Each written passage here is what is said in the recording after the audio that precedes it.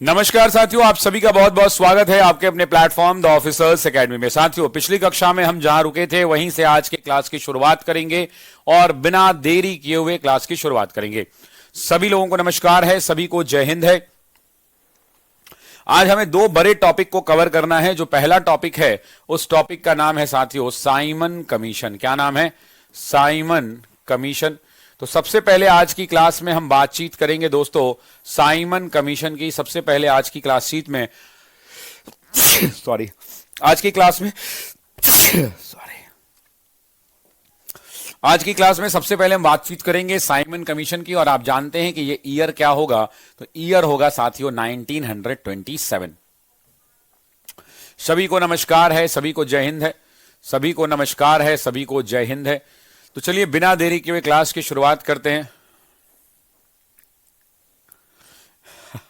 अमित कुमार भाई ने दिल जीत लिया। इन्होंने कहा कि सर आप एक कातिल शिक्षक हैं, आपका कंटेंट जहर है, एक भी प्रश्न जिंदा वापस नहीं जाएगा।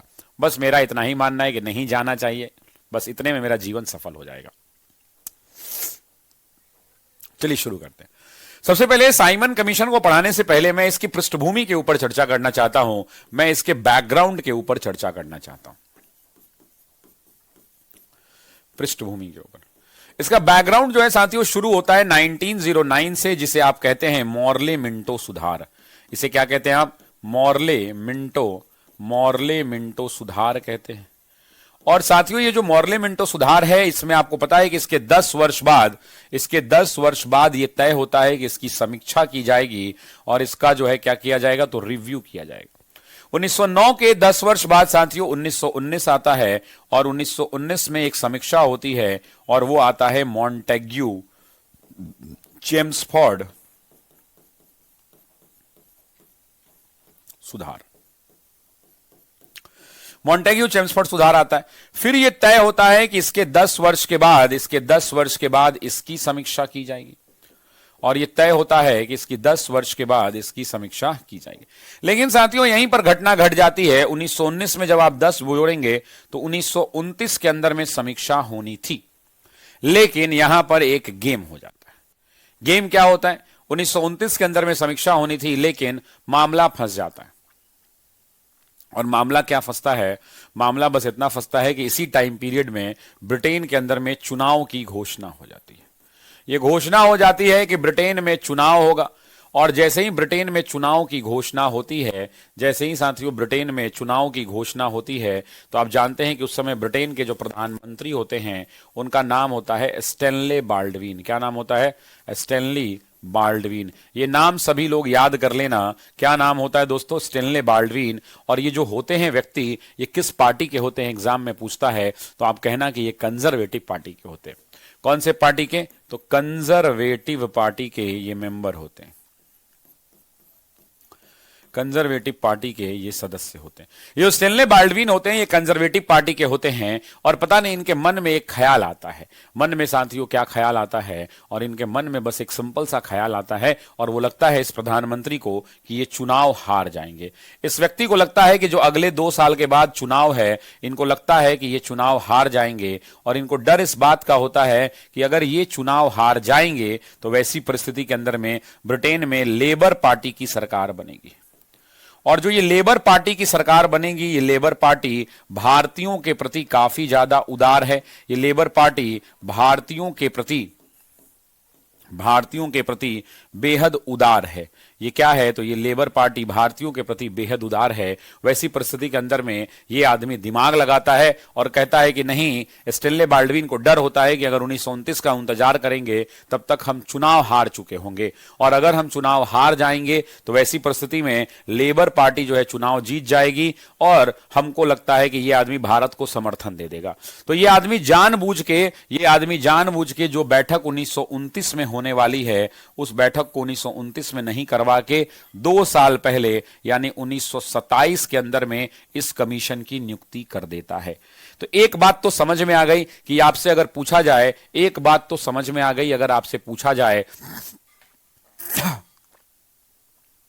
एक बार तो पूछा जाए, अगर आपसे एक बात पूछा जाए तो इस बात को ध्यान रखिएगा साथियों, अगर एक लाइन आपसे पूछा जाए कि ये चुनाव में 2 साल पहले क्यों आ गया, इसको आना 1929 में था, ये 1927 में क्यों आ गया, तो आप कह देंगे कि 1928-29 में यहां पे चुनाव था और जो ब्रिटेन के प्रधानमंत्री थे उनको लग रहा था कि हम चुनाव हार जाएंगे और चुनाव जो पार्टी जीतेगी वहां पे वो लेबर पार्टी होगी, और लेबर पार्टी भारतीयों से बहुत प्यार करती है, तो लेबर पार्टी अगर भारतीयों से बड़े प्यार करती है तो कोई कठोर फैसला नहीं ले पाएगी, इसलिए इन्होंने सोचा कि नहीं, हमारे ही कार्यकाल में 2 साल पहले ही इनकी नियुक्ति कर दी जाए। और नियुक्ति कर जाने के बाद इन्होंने क्या सोचा कि अगर इनकी नियुक्ति की जाए,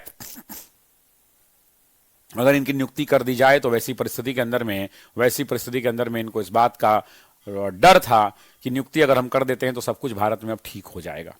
ठीक है, अब वैसी परिस्थिति के अंदर में भारत में एक बड़ा परिवर्तन होता है और भारत के अंदर में 1927 में एक कमीशन की नियुक्ति होती है। 1927 में एक कमीशन की नियुक्ति होती है, इसको कहते हैं इंडियन स्टैट्यूटरी कमीशन। क्या कहते हैं? इंडियन स्टैट्यूटरी कमीशन कहते हैं दोस्तों। क्या कहते हैं? तो इंडियन स्टैट्यूटरी कमीशन कहते हैं। और ये जो इंडियन स्टैट्यूटरी कमीशन है, इसकी नियुक्ति कब हो रही है? तो 1927 में हो रही है। और इसी कमीशन को आप प्यार से किस नाम से बुलाते हैं? तो इसी कमीशन को आप प्यार से साइमन कमीशन बुलाते हैं। इसी कमीशन को क्या बुलाते हैं? प्यार से साइमन कमीशन बुलाते हैं। क्यों प्यार से साइमन कमीशन बुलाते हैं?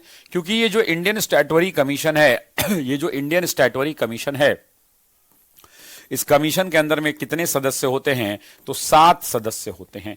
और इस सातों के सातों जो सदस्य होते हैं, सभी के सभी जो है अंग्रेज सदस्य होते हैं। सभी के सभी कौन हैं? तो सभी के सभी साथियों अंग्रेज सदस्य हैं। और आपसे एग्जाम में पूछेगा कि ये जो सभी के सभी अंग्रेज सदस्य हैं, तो इनकी नियुक्ति भारत में क्यों की गई? तो आप समझिए साथियों, यहां पे एक डेट भी ध्यान रखना होगा। ये जो सदस्यों की संख्या तो 7 है और इनकी नियुक्ति के लिए डेट पूछेगा एग्जाम के अंदर में, तो ध्यान रखना कि इनकी नियुक्ति हुई 8 नवंबर 1927 को। मैं चाहता हूं कि ये डेट आप सभी लोग कमेंट बॉक्स में एक बार कमेंट कर दें। 8 नवंबर 1927 को इनकी नियुक्ति हुई। और जब इनकी नियुक्ति हुई साथियों, तो इसके अध्यक्ष कौन बनाए गए? ये जो कमीशन, इंडियन स्टैट्यूटरी कमीशन की नियुक्ति हुई, तो इसके अध्यक्ष कौन बनाए गए? तो इसके अध्यक्ष बनाए गए साथियों सर जॉन साइमन बनाए गए। कौन अध्यक्ष बनाए गए साथियों?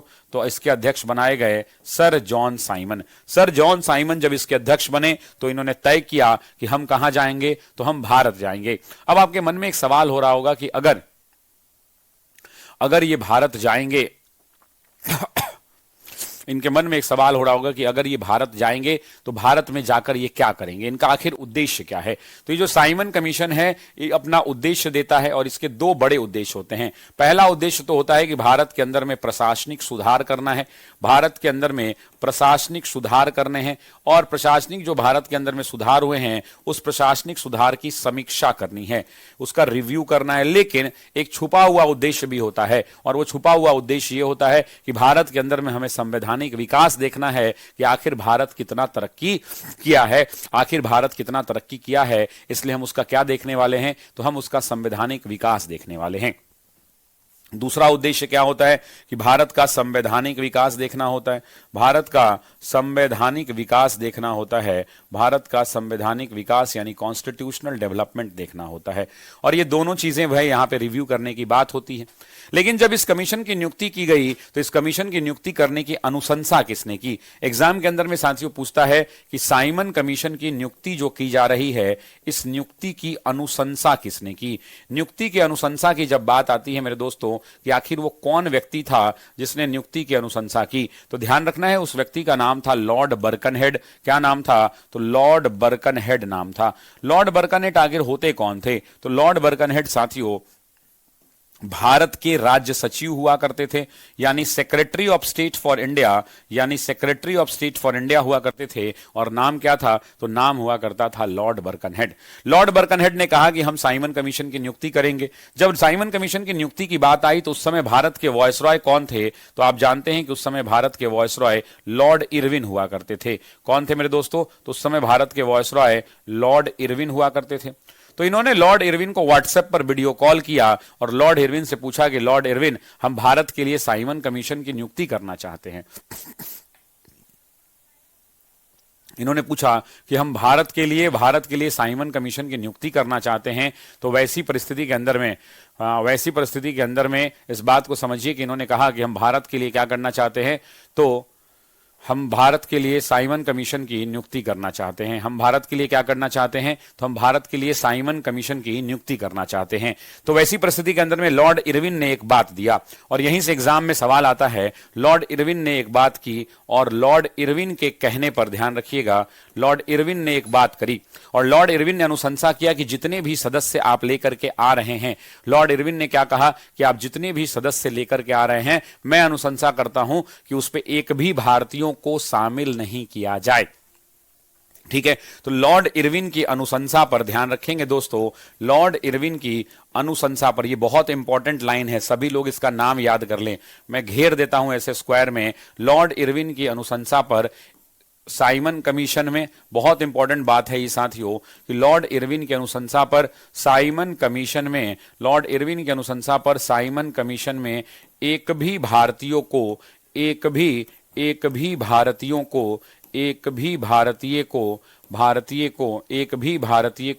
शामिल नहीं किया गया, एक भी भारतीय को शामिल नहीं किया गया। आपसे एग्जाम में पूछेगा कि किसकी अनुशंसा पर साइमन कमीशन में एक भी भारतीय को शामिल नहीं किया गया। आपसे पूछेगा कि किसकी अनुशंसा पर साइमन कमीशन में एक भी भारतीय को नहीं शामिल किया गया, तो आप क्या कहेंगे, आप लॉर्ड इरविन कहेंगे। आप क्या कहेंगे, तो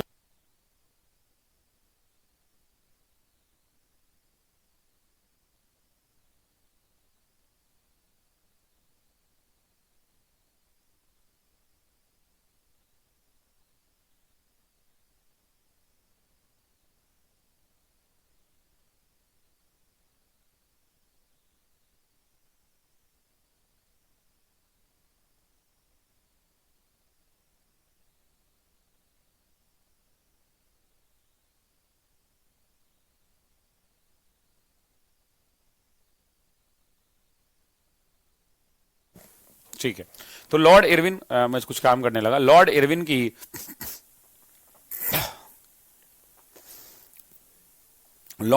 अनुशंसा पर क्या किया गया, तो लॉर्ड इरविन की अनुशंसा पर क्या हुआ साथियों, तो लॉर्ड इरविन की अनुशंसा पर बस एक परिवर्तन हुआ, और वो हुआ कि इसमें भारतीयों को शामिल नहीं किया गया। बहुत सारे लोग ये समझ रहे होंगे कि सर आप मुझे एक बात तो और बता दीजिए कि अगर लॉर्ड इरविन की अनुशंसा पर शामिल नहीं किया गया तो ये 7 सदस्य कौन थे। एक मेरे भाई पूछ रहे हैं कि ये 7 सदस्य कौन थे। ठाकुर अंकित सिंह पूछ रहे हैं मेरे दोस्तों कि ये 7 सदस्य का नाम बता दीजिए। तो एक काम करते हैं, 7 सदस्यों के नाम के लिए अलग से एक स्लाइड ले लेते हैं। साइमन कमीशन के जो सदस्य थे साथियों, जो साइमन कमीशन के, हालांकि ये आपके लिए महत्वपूर्ण नहीं है लेकिन फिर भी जान लीजिए, साइमन कमीशन के जो सदस्य हैं दोस्तों, उन सदस्यों के बारे में ये पूछ रहा है। तो साइमन कमीशन के जो महत्वपूर्ण सदस्य हैं उनमें सबसे पहला तो नाम क्या आएगा, तो सबसे पहला नाम आएगा साथियों सर जॉन साइमन। मैं चाहता हूं और मैं देखना चाहता हूं कि आप नाम जो है कमेंट बॉक्स में कमेंट करें, और यही व्यक्ति क्या था, तो यही व्यक्ति इस साइमन कमीशन का अध्यक्ष भी हुआ करता था। दूसरा जो व्यक्ति था जो इस साइमन कमीशन के अंदर में था, मैं चाहता हूं कि आप कमेंट करें, और बहुत महत्वपूर्ण नाम है जिसका नाम है क्लेमेंट एटली। आपसे पूछता है कि इसके सबसे महत्वपूर्ण सदस्य कौन थे, तो आप भी कहेंगे क्लेमेंट एटली हुआ करते थे साथियों, क्लेमेंट एटली। कई बार एग्जाम के अंदर में पूछता है कि एटली किस पार्टी के हुआ करते थे, तो ध्यान रखिएगा साथियों लेबर पार्टी के सदस्य हुआ करते थे। तीसरा नाम जो सबसे महत्वपूर्ण नामों की सूची में से एक आता है, उसका नाम है जॉर्ज कार्डिगन। क्या नाम है, सेसिल जॉर्ज कार्डिगन। उसका तीसरा नाम है साथियों सेसिल जॉर्ज कार्डिगन। क्या नाम है, तो सेसिल जॉर्ज कार्डिगन हुआ करते थे, सेसिल जॉर्ज कार्डिगन हुआ करते थे। उसके अलावा साथियों अगर हम बात करें तो चौथा नाम जो काफी महत्वपूर्ण है वो नाम हुआ करता था साथियों लेवी लॉन्सन का, हैरी लेवी लॉन्सन का नाम हुआ करता था, हैरी लेवी लॉन्सन का नाम हुआ करता था, हैरी लेवी लॉन्सन का नाम हुआ करता था, हैरी लेवी लॉन्सन का नाम हुआ करता था, लॉन्सन का नाम हुआ करता था। चौथा के बाद जो पांचवा नाम बड़ा महत्वपूर्ण था, पांचवा नाम जो बहुत बड़ा महत्वपूर्ण था वो नाम हुआ करता था हॉटशॉन का। बर्नॉन हॉटशॉन हुआ करते थे साथियों, इस बात को ध्यान रखना है, और बर्नॉन हॉटशॉन हुआ करते थे। बर्नॉन हॉटसन का नाम एग्जाम के अंदर में पूछा भी गया था, और एग्जाम में एक बार पूछा था कि बर्नॉन हॉटसॉन जो है किस कमीशन से संबंधित हैं? तो आंसर क्या हो जाएगा? आंसर हो जाएगा साइमन कमीशन। उसके अलावा साथियों डोनाल्ड स्टार्लिन हुआ करते थे। डोनाल्ड स्टार्लिन कौन हुआ करता था दोस्तों? तो उसके अलावा डोनाल्ड स्टार्लिन हुआ करते थे। डोनाल्ड स्टार्लिन हुआ करते थे। सातवां और अंतिम नाम एक लंबा नाम है और आप जानते हैं रिचर्ड लेन फॉक्स हुआ करते थे। कौन हुआ करते थे? तो जॉर्ज रिचर्ड लेन फॉक्स हुआ करते थे। जॉन रिचर्ड लॉन फैक्स हुआ करते थे। और ये लॉन फॉक्स जो हुआ करते थे, बहुत जगह फॉक्स मिलेगा, बहुत जगह फिक्स नाम भी मिलता है, तो हम लोग फॉक्स को ही देखते हैं, फिक्स को नहीं देखते हैं। तो ये 7 सदस्य हुआ करते थे साथियों, ये 7 सदस्य हुआ करते थे, इस बात को ध्यान रखिएगा। अब 2-3 सवाल और यहां से पूछता है। कमेंट आप कर पा रही हैं प्रिया कुमारी जी? आपका कमेंट मुझ तक पहुंच रहा है। ये यूट्यूब की क्लास नहीं है कि आप एक दूसरे का कमेंट देख पाएंगी, आप सिर्फ अपना कमेंट देख पाएंगी प्रिया कुमारी जी। अगर आपको लग रहा है कि ये क्लास लाइव नहीं है तो मैं आपको बता दूं, आपका नाम प्रिया कुमारी है, कहिएगा तो आपकी कुंडली पूरी बता दूंगा मैं आपको, 2 मिनट मुझे लगेगा, है ना। प्रिया कुमारी जी आप लाइव क्लास देख पा रही हैं और आपके कमेंट मुझ तक पहुंच रहे हैं, लेकिन ये यूट्यूब की क्लास नहीं है कि एक एक आदमी का हम कमेंट दिखाएंगे। अगर एक दूसरे का कमेंट रमाकांत यादव जी हम दिखाएंगे तो ये यूट्यूब बन जाएगा, ये पेड बैच नहीं रहेगा, ठीक है। अगर आपको शंका है, अगर आपको रमाकांत यादव जी शंका है तो बोलिए, मैं आपको 2 मिनट में आपका बही खाता बताता हूं। प्रिया कुमारी जी आपका जो ईमेल आईडी है वो है priya@gmail.com। प्रिया आपका जो मोबाइल नंबर है वो है 620584। अब मुझे लगता है कि आपको यकीन हो गया होगा कि आप लाइव क्लास में हैं प्रिया। और रमाकांत यादव जी, जहां तक बात आपकी रही रमाकांत यादव जी, तो भैया हम लोग कमेंट को बंद कर रखते हैं। अगर आपको आपकी कुंडली चाहिए तो मैं आपको बता दूं कि आपका नाम रमाकांत यादव है और आपकी ईमेल आईडी स्क्रीन पर शो करो। ईमेल आईडी आपकी ramakant11419995 है और @gmail.com है। आपका मोबाइल नंबर है 9534 तो मुझे आपको अगर कहिए तो मैं पूरा मोबाइल नंबर आपका लिख दूं, बही खाता लिख दूं कमेंट बॉक्स में, तो इससे आपको कोई लाभ मिलने वाला नहीं है, ठीक है।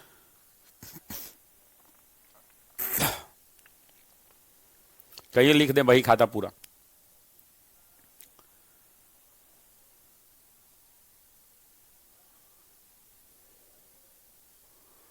पूजा कुमारी कह रही है मेरा नाम एक बार भी नहीं लेते। ये जो है ना, नाम लेने वाली क्लास नहीं है। अब सुनिए मामला क्या था। मामला ये था कि ये 7 सदस्यों का गठन हो गया, इनकी नियुक्ति हो गई। आपसे पूछेगा इनकी नियुक्ति कब हुई, तो आप भी जानते हैं साथियों कि इनकी नियुक्ति हुई 8 नवंबर 1927 को। उसके बाद इन्हें ड्यूटी दी गई कि आप भारत पहुंचे, तो एग्जाम में पूछता है कि ये भारत कब पहुंचे। तो साथियों भारत के अंदर में ये बॉम्बे पहुंचे और बॉम्बे पहुंचने का जो डेट है वो डेट है साथियों, सभी लोग कमेंट करेंगे, 3 फरवरी 1928।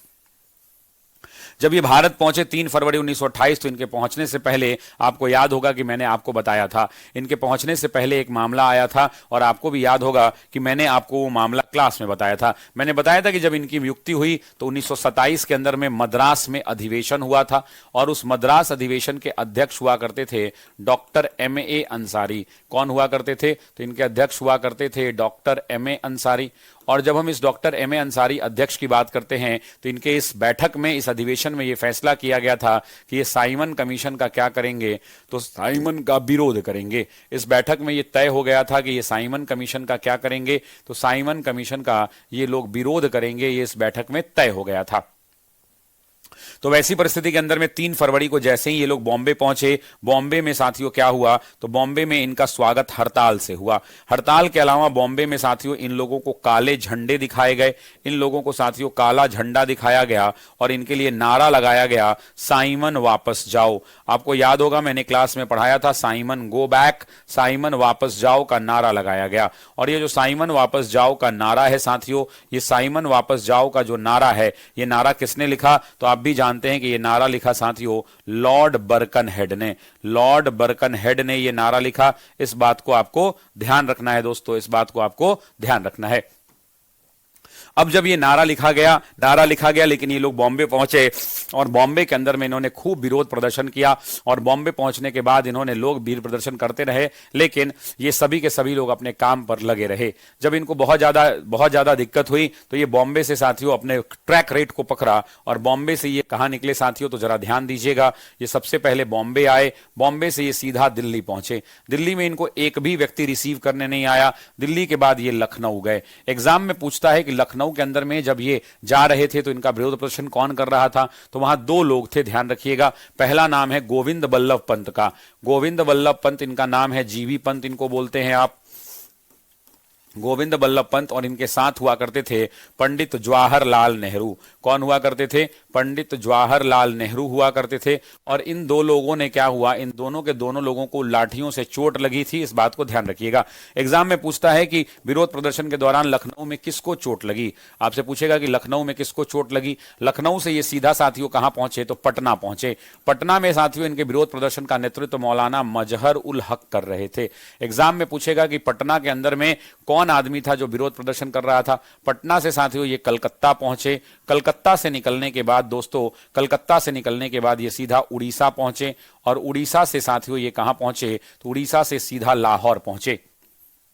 कराची पहुंचे थे और कराची से साथियों ये कहां पहुंचे, तो कराची से लाहौर पहुंचे। लाहौर के अंदर में एक बड़ी घटना हो गई साथियों। लाहौर के अंदर में क्या हुआ कि इनके विरोध का नेतृत्व लाला लाजपत राय कर रहे थे। विरोध कौन कर रहा था दोस्तों, तो लाला लाजपत राय कर रहे थे। लाला लाजपत राय कर रहे थे। और जब लाला लाजपत राय विरोध कर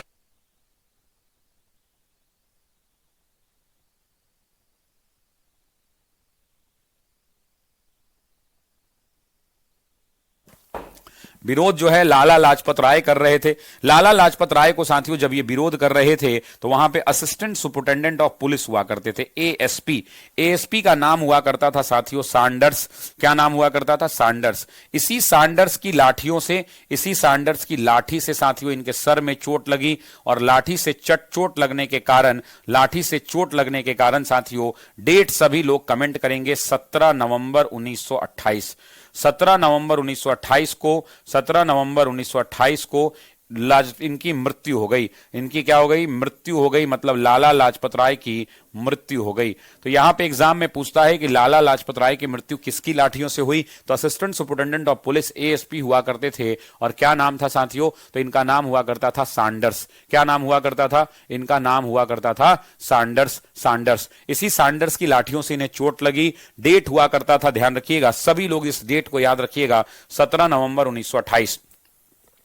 इसी 17 नवंबर 1928 को इनकी लाठियों से चोट लगी और जब इनकी लाठियों से चोट लगी तो वैसी परिस्थिति के अंदर में इनकी मृत्यु हो गई। एग्जाम के अंदर में साथियों ये डेट पूछता है और डेट काफी ज्यादा महत्वपूर्ण है। जब लाला लाजपत राय के ऊपर लाठियां भाजी जा रही थी तो यहां से एग्जाम में एक सवाल होता है और वो सवाल है जो लाला लाजपत राय ने एक स्टेटमेंट दिया था। लाला लाजपत राय ने क्या कहा दोस्तों? लाला लाजपत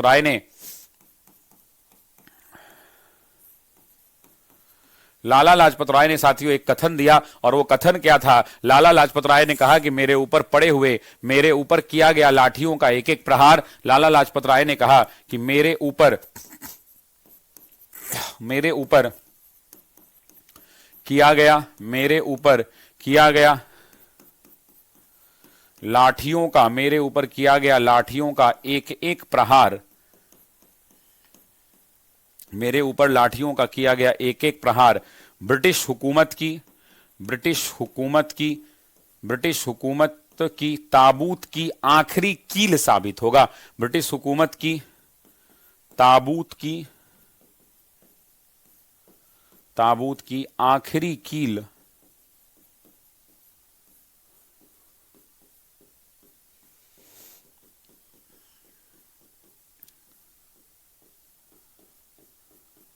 साबित होगा। इन्होंने, लाला लाजपत राय ने क्या कहा? तो लाला लाजपत राय ने कहा कि मेरे ऊपर किए गए लाठियों का, मेरे ऊपर किया गया लाठियों का एक एक प्रहार ब्रिटिश हुकूमत के ताबूत की आखिरी कील साबित होगा।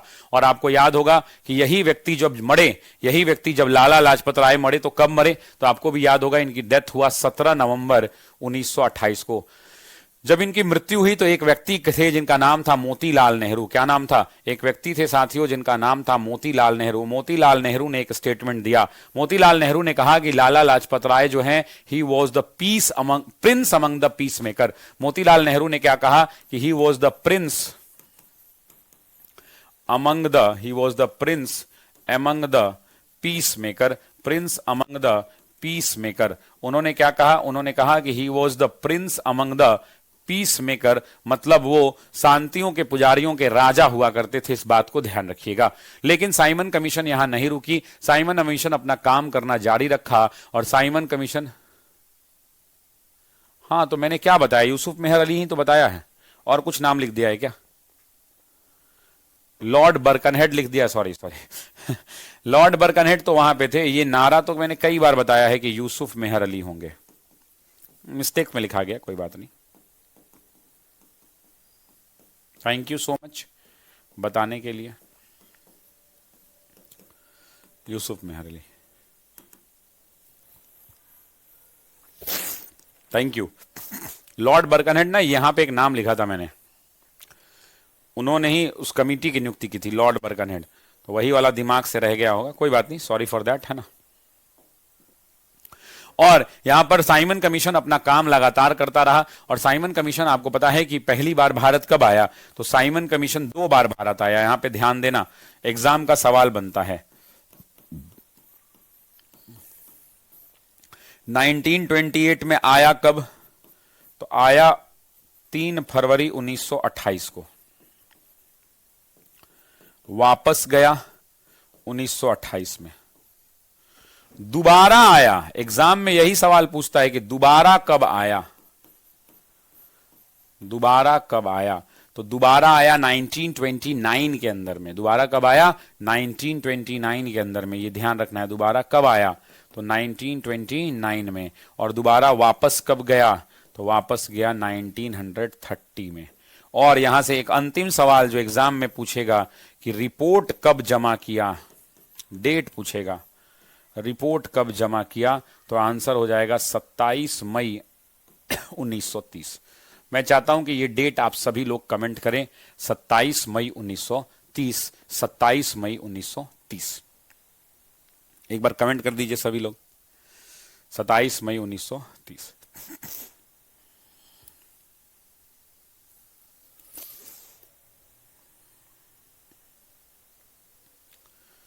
Is it clear?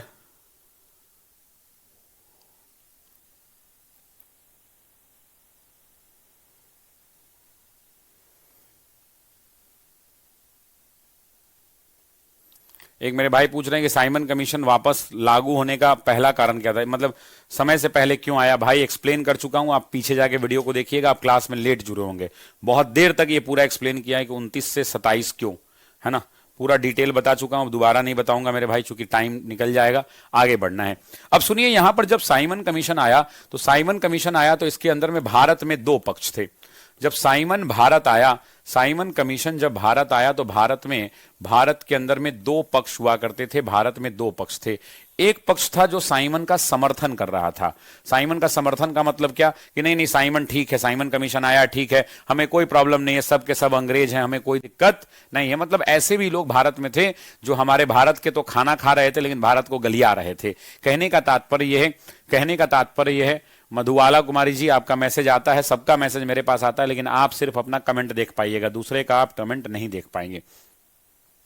जबकि कुछ पॉलिटिकल पार्टी थी जो साइमन कमीशन का क्या कर रहे थे, तो कुछ पॉलिटिकल पार्टी साइमन कमीशन का विरोध भी कर रहे थे। इस बात को ध्यान रखिएगा। तो एग्जाम में यहां से सवाल आता है कि वो कौन सी पॉलिटिकल पार्टी थी, वो कौन सी पॉलिटिकल पार्टी थी, आपसे एग्जाम पूछता है कि वो कौन सी पॉलिटिकल पार्टी थी वो कौन सी पॉलिटिकल जिसने साइमन कमीशन का विरोध किया और जिसने साइमन कमीशन का समर्थन किया। तो सबसे पहले हम जानेंगे साथियों साइमन का समर्थन करने वाली पार्टी, है ना। तो सबसे पहले हम जानना चाहते हैं कि साइमन, या विरोध ही जान लेते हैं, चलिए पहले समर्थन बोल दिया तो समर्थन, साइमन कमीशन का समर्थन करने वाले कौन कौन से लोग थे, साइमन का समर्थन करने वाले कौन कौन से लोग हैं, जरा बताइएगा। तो साइमन कमीशन के समर्थन करने में मतलब साइमन का समर्थन यानी भारत का विरोध, भारत का खा के भारत को गलियाने वाले लोग, भारत को कोसने वाले लोग, जिसमें सबसे पहला नाम आता है जस्टिस पार्टी का। सबसे पहला ये नाम याद करना होगा और मैं चाहता हूं कि आप कमेंट बॉक्स में इसको टाइप कर लें खुद से ताकि याद हो जाए।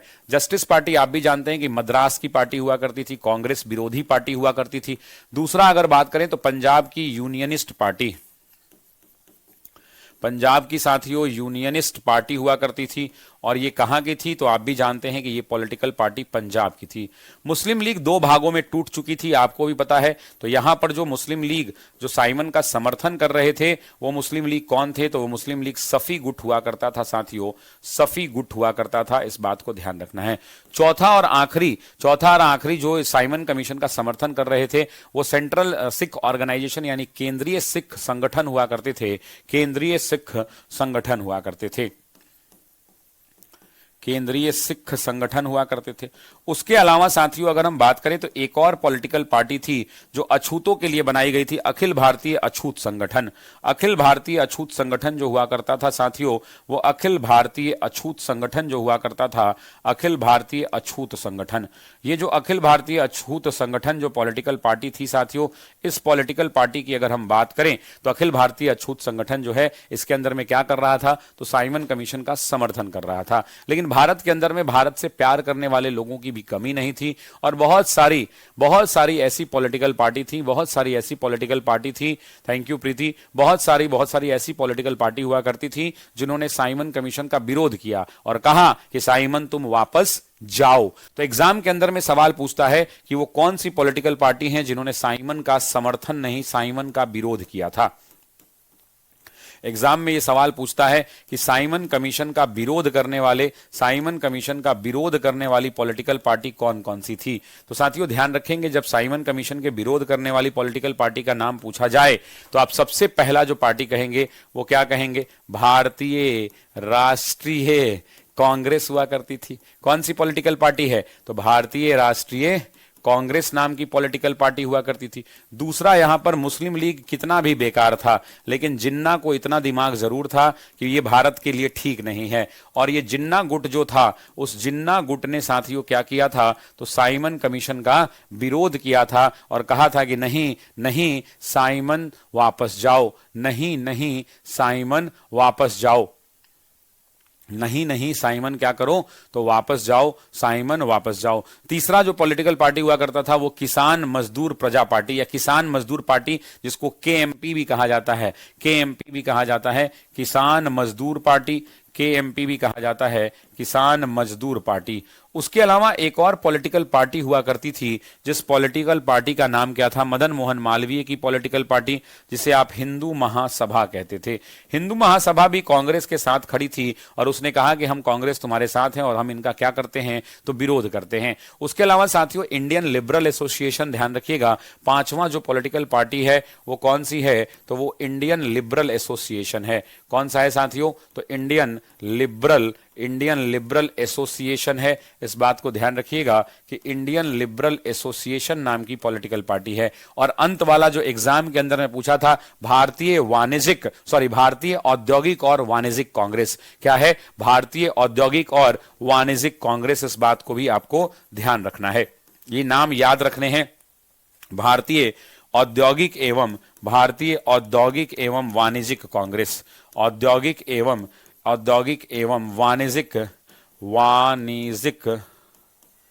वाणिज्यिक कांग्रेस। इस बात को ध्यान रखिएगा। तो ये जो 6 पॉलिटिकल पार्टियां हैं, ये 6 की 6 वो पॉलिटिकल पार्टी हैं जो साइमन को कह रही हैं कि नहीं नहीं साइमन वापस जाओ, नहीं नहीं साइमन वापस जाओ।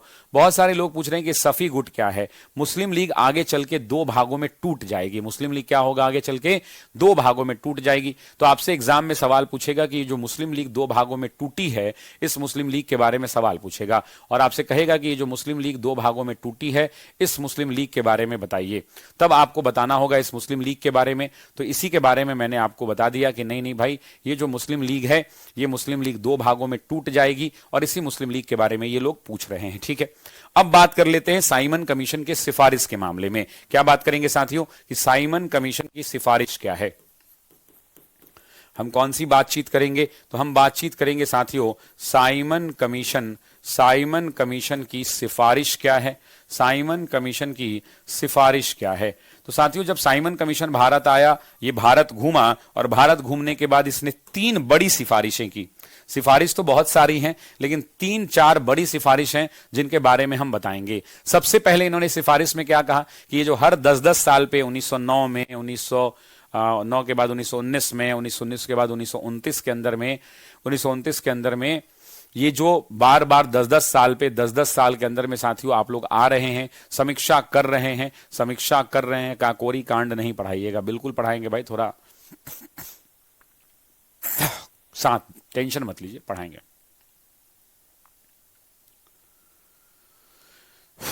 सुनिए, तो सबसे पहला जो इन्होंने प्रस्ताव पारित किया वो प्रत्येक 10 वर्ष की समीक्षा, प्रत्येक 10 वर्षीय समीक्षा जो हर 10 साल पे हो रही है, उस समीक्षा को समाप्त किया जाए। इन्होंने क्या कहा कि जो प्रत्येक 10 साल पे समीक्षा हो रही है, कि 10-10 साल पे आ रहे हैं, 9 में आए, 19 में आए, 29 में आना था, इसको क्या किया जाए, समाप्त किया जाए। दूसरा इन्होंने कहा कि प्रांतों में द्वैध शासन को समाप्त किया जाए। प्रांतों में इन्होंने क्या कहा, तो इन्होंने कहा कि प्रांतों में द्वैध शासन को, प्रांतों में द्वैध शासन को क्या किया जाए, तो द्वैध शासन को समाप्त किया जाए। और समाप्त करने के साथ साथ समाप्त किया जाए प्लस उत्तरदायी सरकार की स्थापना की जाए। या इसी में लिख सकते हैं, या आप कहेंगे तो अलग पॉइंट भी लगा सकते हैं, इसी में लिख लेते हैं, उत्तरदायी सरकार मतलब रेस्पॉन्सिबल गवर्नमेंट की स्थापना की जाए। वैसी सरकार उत्तरदायी सरकार कहलाती है जो आम जनमानस की समस्याओं का समाधान कर सके और उनकी समस्याओं पर विचार कर सके। तीसरा इन्होंने कहा कि जो अल्पसंख्यक वर्ग है, जो मुसलमान है, अगर भारत पर राज करना है, भारत पर अगर तुम्हें शासन करना है, इतना डिटेल तो एनसीईआरटी में भी नहीं दिया है भाई। तो आप एनसीईआरटी थोड़ी पढ़ रहे हैं, आप शशि शरण सर से पढ़ रहे हैं। आप क्यों आए हैं यहाँ पढ़ने के लिए? अच्छे से पढ़ाई करना है ना आपको। आप मुझे कहिए तो मैं उतना ही पढ़ाऊं जितना एनसीईआरटी में दिया है, लेकिन फिर एनसीईआरटी ही केवल पढ़ना है तो फिर फायदा क्या? मेरी क्लास का फायदा ये है कि मैं एनसीईआरटी भी पढ़ाता हूँ, बिपिन चंद्रा भी उसमें से निकाल लेता हूँ, राहिजू अहिर से निकाल लेता हूँ, सुमित सरकार से निकाल लेता हूँ, सारी अच्छी अच्छी किताबें जितनी भी है उनसे निकाल लेता हूँ। श्वेता है ना, श्वेता तुमसे कोई नाराजगी नहीं है। गोविंद कुमार जी आए हैं, देखिए एक व्यक्ति आए हैं, गोविंद कुमार जी एक व्यक्ति आए हैं और ये क्या कह रहे हैं कि हम लाइव नहीं हैं। तो साथियों एक नंबर देते हैं, गोविंद जी का कुंडली खोलिए स्क्रीन पर जरा, गोविंद का कुंडली खोलिए। गोविंद आपका जो है, आपका जो ईमेल आईडी है वो है गोविंद कुमार और आगे वाला शब्द कहिएगा तो लिख देंगे, गांवपुर नाम है आपका, है ना, गोविंद कुमार गांव GAWPUR गांवपुर @gmail.com, है ना। गोविंद का मोबाइल नंबर खोलिए, कितना है मोबाइल नंबर? 911317 गोविंद का नंबर है। आप लोग भी जरा इनको फोन कर लीजिए, एक बार इनको फोन करिए। 9113178989 है। अगर बोलिएगा तो इहो 2 डिजिट लिख देंगे, दिमाग होश में आ जाएगा, आप हो जाएंगे परेशान, आप हो जाएंगे परेशान। कहिए तो लिख दें, लिख दिया जाए क्या? काजल कहिए तो लिख दें, इनको लिख दें। आप लोग बोलिए, आप लोग अगर बात करना चाहते हैं तो बोलिए, लिख देते हैं। गांवपुर नहीं, हाजीपुर है। मैं चाहता तो लिख देता हाजीपुर, है ना। कहिए तो ये दोनों नंबर वाला लिख दे गोविंद, आपका 2 मिनट में मिजाज हरियर कर देगा लइकन फोन करके, इतना प्यार से आपसे बतियाएगा कि कान में आपके दर्द होने लगेगा, है ना।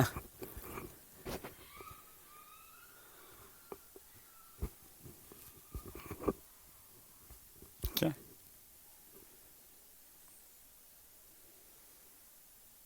सर, ये लोग डिस्टर्ब करने आते हैं, आप पढ़ाइए।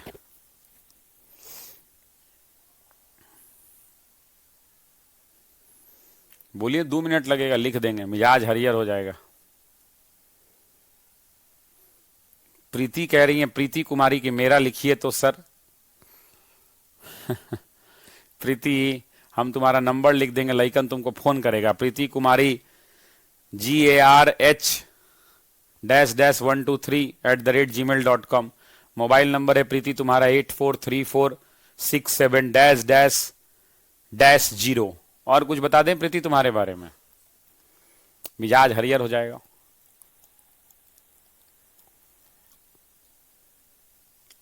विशाल कह रहा है लिख दीजिए सर, तनी बतिया लेते हैं, ये सब क्लास डिस्टर्ब करने वाले हैं। छोड़िए सर जी, पढ़ाइए आप, ये डिस्टर्ब करने वाले लोग, ऐसे लोगों का रिजल्ट नहीं होता है। जो लोग शिक्षक की बद्दुआ लेके जाएंगे उन लोगों का रिजल्ट नहीं होता है, जो डिस्टर्ब करते हैं उन लोगों का रिजल्ट नहीं होता, ऐसे बच्चों का रिजल्ट नहीं होता, ये पढ़ने वाले लोग नहीं है।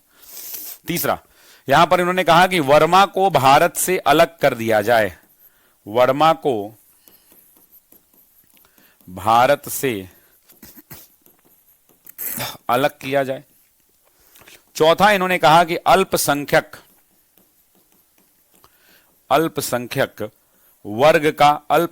वर्ग का विशेष ध्यान रखा जाए। अल्पसंख्यक वर्ग का क्या किया जाए, तो विशेष ध्यान रखा जाए। ये चौथी बात थी। साथियों, पांचवी बात और भी महत्वपूर्ण थी। इन्होंने कहा कि केंद्र में उत्तरदायी सरकार की स्थापना नहीं की जाए। इन्होंने क्या कहा, इन्होंने कहा कि केंद्र में उत्तरदायी सरकार की स्थापना नहीं की जाए, केंद्र में उत्तरदायी सरकार की स्थापना। पांचवी बात इन्होंने कही कि केंद्र में उत्तरदायी सरकार की, केंद्र में रिस्पॉन्सिबल गवर्नमेंट की सरकार की स्थापना नहीं की जाए। पांचवी बात, एक और महत्वपूर्ण बात है, इन्होंने कहा कि मताधिकार में छूट दी जाए। थोड़ा सा ऊपर कर लो, ये बहुत इंपॉर्टेंट पॉइंट है दोस्त। इन्होंने क्या कहा, इन्होंने कहा छठा पॉइंट में कि मताधिकार में छूट मिले। जानते हैं पहले के जमाने में लोगों को मताधिकार की छूट, लोगों को वोट देने का हक नहीं था। भारत में मुश्किल 2.5% लोगों को वोट देने का अधिकार है। इन्होंने मांग किया कि 12 से 15% लोगों को वोट देने का अधिकार दिया जाए।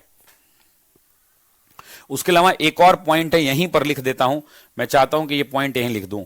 इसमें था कि सिंध को, सिंध ऊपर वाला इलाका है, और उड़ीसा, इन्होंने कहा था कि उड़ीसा और सिंध को अलग प्रांत का दर्जा दिया जाए। उड़ीसा, इसी के बाद तो उड़ीसा अलग हुआ बिहार से, इसी के बाद तो उड़ीसा अलग हुआ। उड़ीसा और सिंध को अलग प्रांत का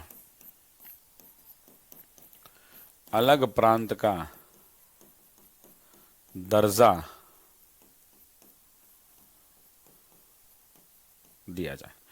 तो ये 7 है। एग्जाम में जो आता है वो बता देता हूं कौन कौन सा आता है। एग्जाम में ये आता है, ये आता है, ये आता है और ये आता है। ये 4 जो मैंने टिक किए हैं ना, ये सारे एग्जाम्स के अंदर में पूछे जाते हैं। सारे एग्जाम्स के अंदर में क्या किए जाते हैं, तो सारे एग्जाम के अंदर में पूछा जाता है।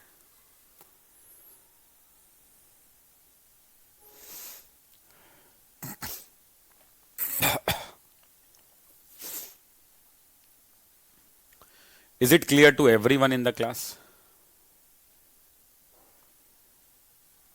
Is it clear to everyone in the class?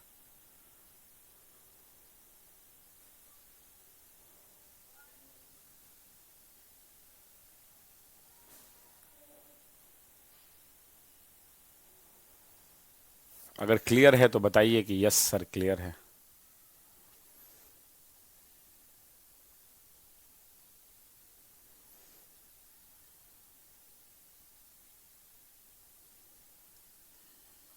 Clear है सभी लोगों को?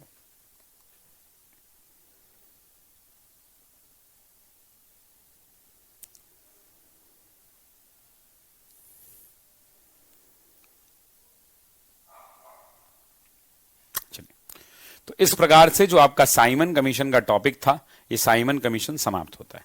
लेकिन इससे उलट एक छोटा सा और टॉपिक है जिसको मैं थोड़ा डिटेल में पढ़ाना चाहता हूं, और उस टॉपिक का नाम है नेहरू रिपोर्ट। क्या नाम है?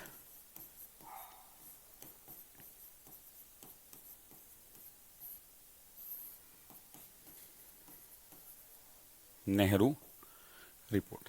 नाम से ही यह समझ में आ रहा होगा कि नेहरू रिपोर्ट आखिर है क्या। आपको तो सबसे पहले यह समझना होगा कि नेहरू रिपोर्ट का आखिर मामला क्या है।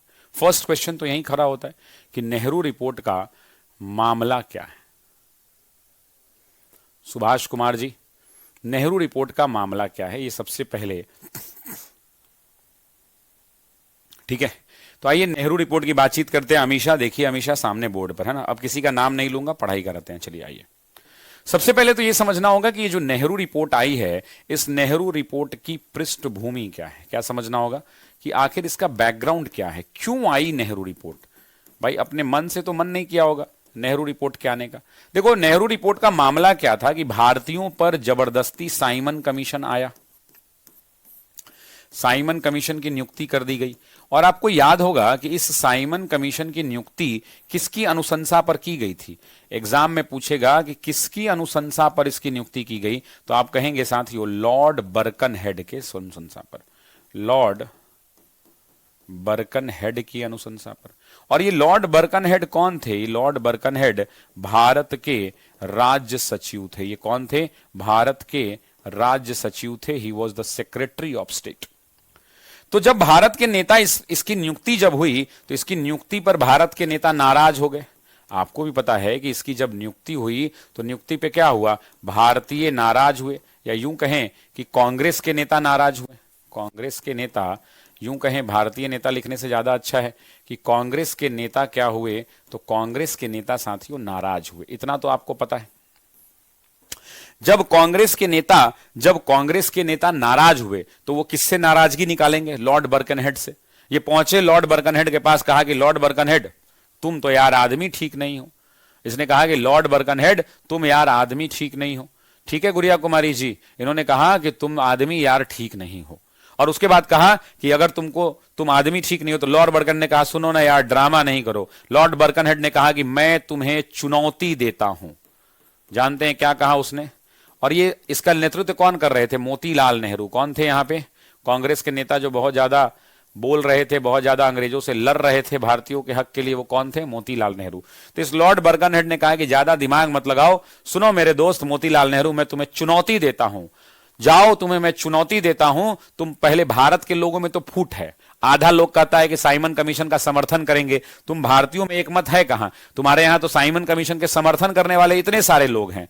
तुम्हारे यहां साइमन कमीशन के समर्थन करने वाले इतनी सारी पॉलिटिकल पार्टियां हैं जो कह रही हैं कि नहीं नहीं साइमन ठीक है, और बहुत सारे ऐसे लोग हैं जो साइमन का विरोध कर रहे हैं। तो पहले यार तुम्हारे घर में तो खुद एक मत नहीं है, तुम्हारे घर में तो खुद एक मत नहीं है, तुम्हारे घर में खुद एक मत नहीं है।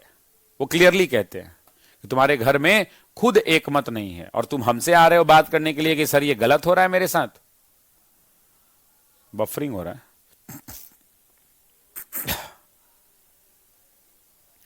अच्छा अभी ठीक हो गया होगा, अभी बफरिंग ठीक है क्या?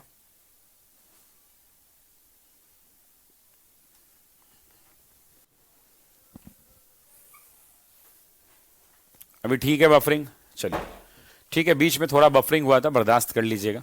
चलिए ठीक है, आगे बढ़ते।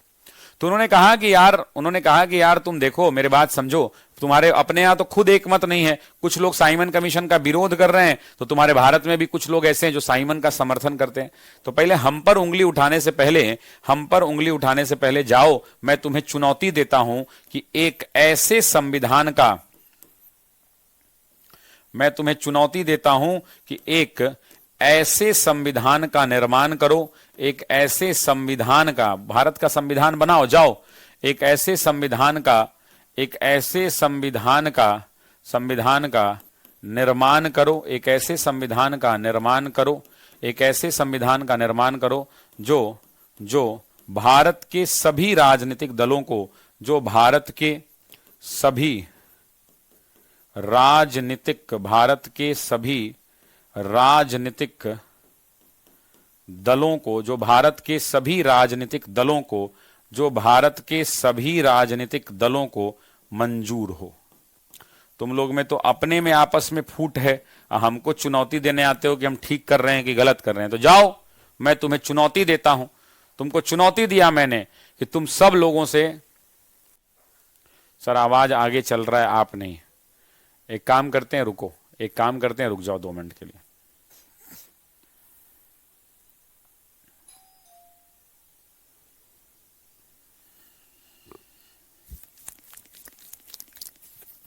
दो मिनट के लिए रुकना, बस वीडियो आ जाएगा। अब 2 मिनट के लिए रुक जाना, बस वीडियो आ जाएगा। अब बताओ, अब वीडियो सही है? अब तो नहीं रुक रहा है ना? एक बार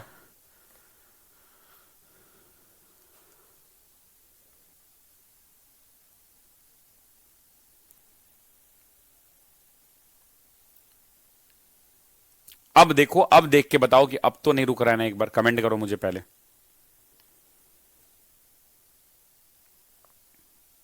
ओके है अब?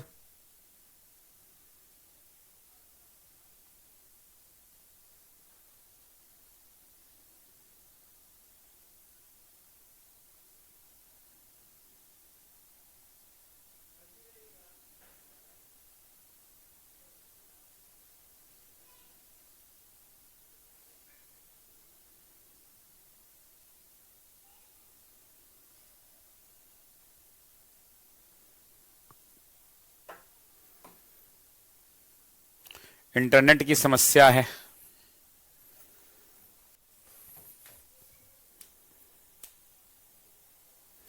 2 मिनट के लिए रुक जाइए, इंटरनेट की समस्या है।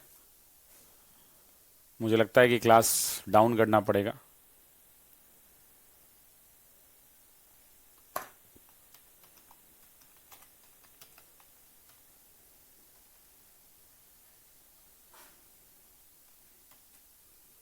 सुनिए,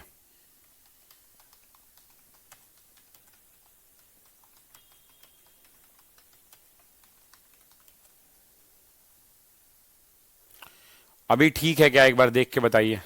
नहीं ठीक है, अभी भी प्रॉब्लम है।